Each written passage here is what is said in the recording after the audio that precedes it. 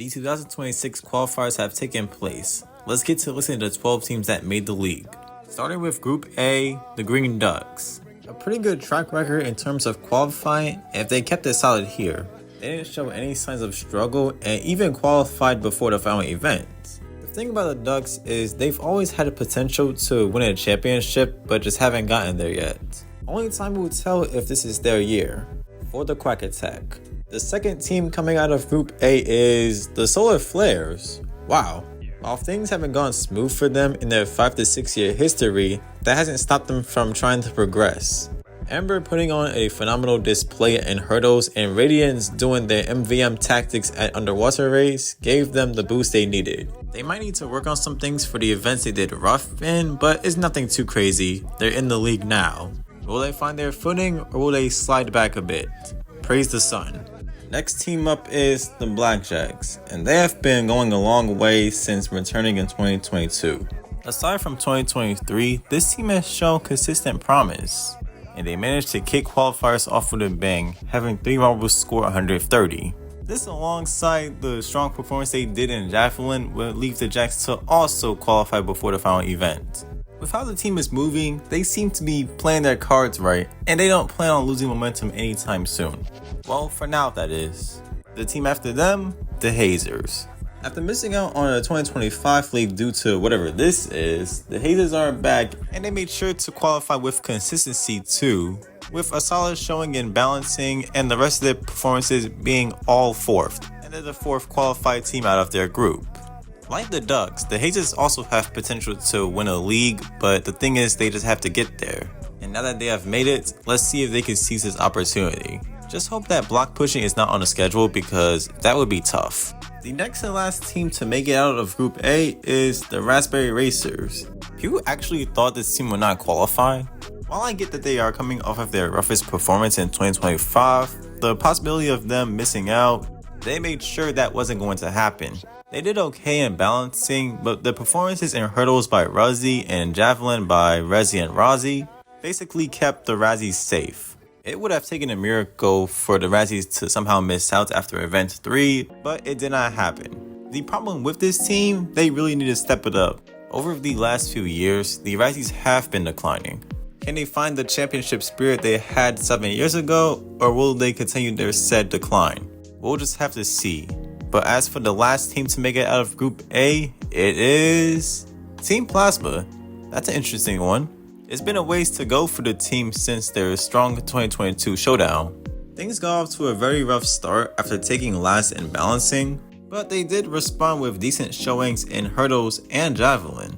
Their hopes would come down to Ecto at the underwater race. They put on a pretty good performance and would take 3rd, and not only did they make it, they made it in by 1 point over the Midnight Wisps. The key difference being Radiance's photo finish victory over Wispy. 1/100th of a second can make the difference between you being in the main league and being in the showdown. And for Plasma, they're on the right side. Their first main league showing in 3 years. Let's see if they can make the most of it. So for Group A, we have the 2019 trio, the 2022 expansion duo, and the Solar Flares. On to Group B. In terms of this group, the first team to qualify is the Chocolatiers.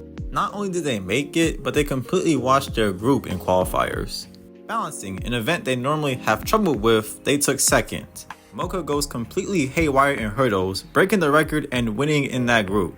Things got even better for the Chocks as they will also finish 1st in Javelin and pretty much set themselves to qualify before underwater race. Slight problem with the Chocks is they also won their group back in 2022 and finished 14th that year. But for this year, they did it in a much tougher group containing teams like the Savage Speeders or Rangers and Crazy Cat's Eyes. The Chocks have been a middling team, hoping to finally take that next step towards success. From a Chocolatiers perspective, here's to hoping your efforts in the qualifiers translate into the main league. And speaking of Cat's Eyes, they're the second team out of Group B to talk about. After missing out for the first time last year, they made sure to not repeat that this year. The team going back to doing what they usually do in qualifiers, just balance. The former champions are usually solid in this type of setting, but they also usually have second half struggles. Let's see if they can turn it into another podium finish or even a second championship. As for the Bumblebees, with them qualifying, both Stinger and Hive have yet to fold when it comes to the qualifiers. And speaking of those two, ever since the Bumblebees merged with the Hornets, they have been much better. It's the team's best decision up to date. And like the Blackjacks, the Bees also had 3 finishers in the Green Basin for balancing. While they didn't match their efforts in both hurdles and javelin, they made sure to secure their spots in underwater race by taking second. They've been hoping to achieve what could have been their championship in 2023. And now here's another year where the Bees can prove themselves. They just have to find that footing. In terms of the next team, it's the Indigo Stars. After turning a likely main league appearance into another showdown appearance, the Stars needed to do something. Like Plasma, the Stars had a very rough start, taking last in balancing. The team then turned a second gear, with Diego turning on the Jets in hurdles, and both Bingo and Gogo going crazy in javelin. Those key performances would be huge into the Stars, making their first main league appearance in 5 years, continuing the pattern that started with Team Primary. But the thing with the Stars is, the only 2 times they did make the league, they finished in the bottom 4. If they want to be taken seriously, they have to do something about that. And since they're here, this is their chance. Okay, so there are 2 spots left, and we have yet to mention the Rangers, Team Galactic, or the Savage Speeders. And that will continue since the next team is the Snowballs.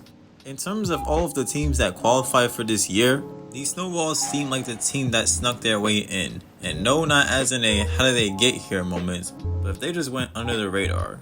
None of their performances really stood out.